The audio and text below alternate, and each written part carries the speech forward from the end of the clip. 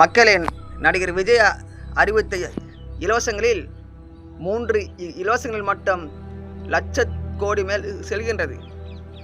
அதாவது இந்த 3 இலவசங்கள் நம்ம பார்த்து விடுவோம். பிறக்கின்ற குழந்தைகளுக்கு தங்கம், ஒரு கால் சுரம் தங்கம் 28,000 ரூபாய்.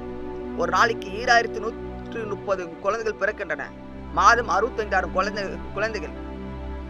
அதுவும் நீங்கள் கணக்கிட்டு 5 ஆண்டுகள் கூட்டி பார்த்தால் 28,000 என்றால் 10,920 கோடி ரூபாய் பிறக்கின்ற குழந்தைக்கு மட்டும் 5 ஆண்டுகளில்.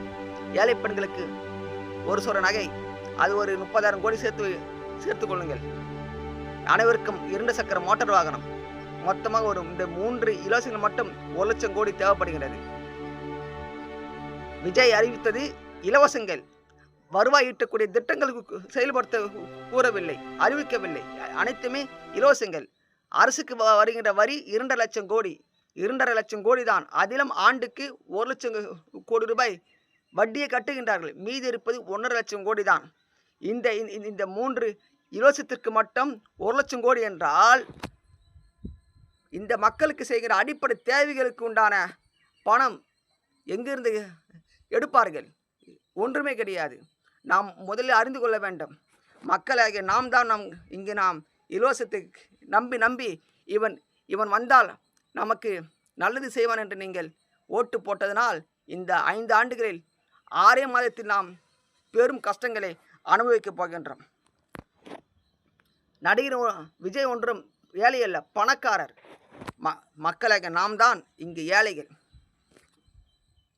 நாம் ஓடிக்கொண்டே இருக்கின்றோம், உழைத்து கொண்டே இருக்கின்றோம். வரியை விலைவாசினால் கட்டிக்கொண்டே இருக்கின்றோம். இதனால் பாதிக்கப்படுவது நாம் தான். அதை மூலம் அறிந்து கொள்ள வேண்டும்.